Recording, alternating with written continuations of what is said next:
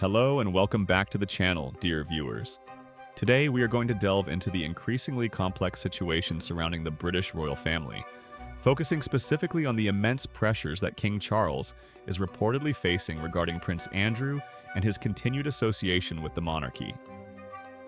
It's a sensitive issue, one that touches upon the very heart of the institution and its public image. Before we begin, do remember to give this video a thumbs up if you find it informative, and please subscribe to stay updated on all the latest royal developments. The shadow cast by Prince Andrew's past affiliations with the late Jeffrey Epstein, the convicted sex offender, continues to darken the doors of Buckingham Palace. As many of you know, this association has been a source of immense controversy and has undoubtedly tarnished the reputation of the monarchy in the eyes of many, both within the United Kingdom and across the globe. The allegations against Prince Andrew, though he has consistently denied any wrongdoing, have been incredibly damaging, creating a constant public relations nightmare for the royal family. The settlement he reached with Virginia Giuffre, while not an admission of guilt, did little to improve public perception. Now, in light of the most recent email scandal that has erupted, the clamor for action is growing louder. King Charles finds himself caught in a particularly difficult position, facing demands from both the British public and indeed from within the royal family itself, to definitively sever ties with the Duke and Duchess of York, Prince Andrew, and Sarah Ferguson. This isn't just about Andrew anymore, it's about the potential for further damage to the crown and the need to protect the monarchy's future. The emails, whatever their content, have reignited the controversy and brought it back to the forefront of public consciousness, forcing the king to confront the issue head-on. To gain a deeper understanding of the intense discussions that are occurring behind the formidable walls of Buckingham Palace, let's turn to the insights of Hilary Fordwich, a respected royal expert who recently shared her perspective with Fox News. According to Ms. Fordwich, the extended family is far from indifferent to the unfolding events. She stated, and I quote, "Given recent revelations, with mounting media outrage threatening the overall reputation of the monarchy, the extended family isn't taking this lightly." These are strong words, reflecting the gravity of the situation. It's important to remember that the royal family is a business as well as a family. Their brand is everything, and Andrew's actions directly threaten that brand's value and trustworthiness. Ms. Fordwich further elaborated, suggesting that Prince William, the Prince of Wales and future king, is deeply displeased. She claims that he is actively engaged in what she describes as lobbying against his uncle, Prince Andrew. The aim, according to the royal commentator, is to enforce a complete exclusion of Prince Andrew from all future family gatherings. This would represent a significant and very public distancing. William, acutely aware of the need to modernize the monarchy and maintain public support, sees Andrew as a major obstacle to that goal. His lobbying efforts likely involve discussions with his father, King Charles, and other senior members of the family, emphasizing the long-term damage Andrew's presence could inflict. Furthermore, Ms. Fordwich issued a stark warning regarding the Duke of York's remaining titles. She stated that Prince William is behind removing titles once he becomes king. This is a serious indication of the future intentions, should Prince William ascend to the throne. Such a move would effectively strip Prince Andrew of his remaining formal connections to the monarchy, further solidifying his removal from public life. The removal of titles is a drastic measure, one that would send a powerful message not only to Andrew, but also to the public, demonstrating a commitment to upholding the highest standards of conduct. It is important to acknowledge that Buckingham Palace, in its official capacity, has so far chosen to avoid making any direct comments on this latest email scandal involving Prince Andrew. Their official stance remains that he is no longer an active working royal, and therefore, perhaps implicitly, that these matters fall outside their direct purview. However, the silence from the palace does little to quell the ongoing speculation and public debate. In fact, some might argue that the silence is deafening, allowing the rumors and speculation to fester and potentially causing even more damage to the monarchy's image. The lack of a clear statement can be interpreted as a lack of leadership and a reluctance to address a difficult issue head-on. All eyes are now firmly fixed on King Charles.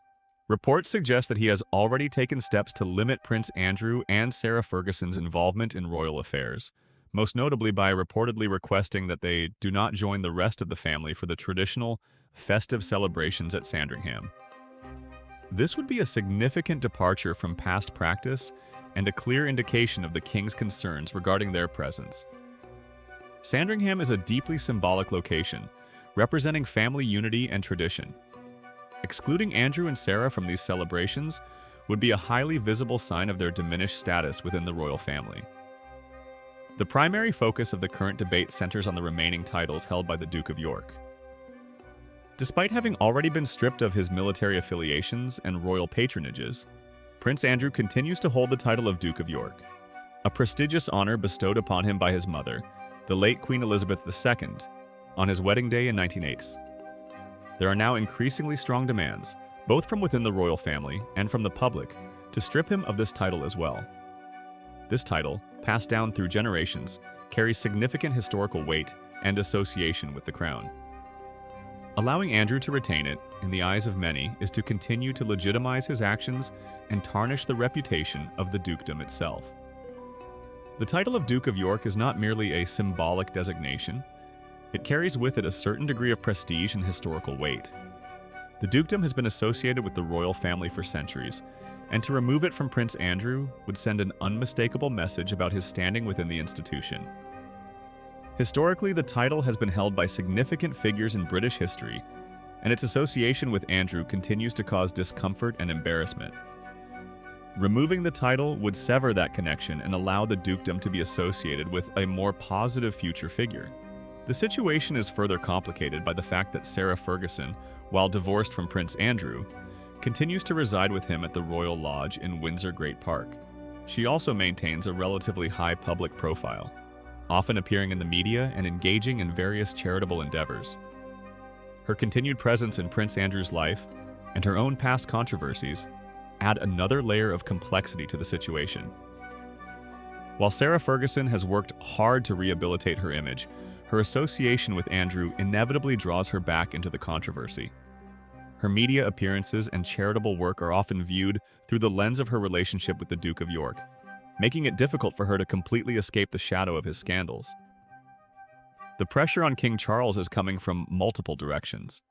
On one hand, he has a duty to protect the reputation and standing of the monarchy, an institution that has endured for centuries and remains a vital symbol of national identity. On the other hand, he is also a son and a brother, and he undoubtedly feels a degree of loyalty and affection towards Prince Andrew, despite the latter's past missteps. This internal conflict must be immense. Balancing familial loyalty with the responsibilities of the crown is a challenge that few can truly understand. The weight of history and tradition rests heavily on his shoulders as he navigates this delicate situation. The king's decision in this matter will have far-reaching consequences, not only for Prince Andrew himself, but also for the future of the monarchy. A failure to take decisive action could further erode public trust in the institution, while a harsh response could be seen as unduly punitive and could alienate some members of the royal family. The stakes are incredibly high. The future of the monarchy, its relevance, and its ability to connect with the public are all on the line. The king's decision will be scrutinized and analyzed for years to come, shaping the narrative of his reign. This situation also highlights the evolving nature of the monarchy in the 21st century. In an era of increasing transparency and accountability, the royal family is under greater scrutiny than ever before. The public expects its members to adhere to the highest standards of conduct, and any perceived lapses in judgment are quickly seized upon by the media and debated on social media platforms. The days of unquestioning deference to the royal family are long gone. The public demands transparency, accountability, and ethical behavior from its representatives, including the members of the monarchy.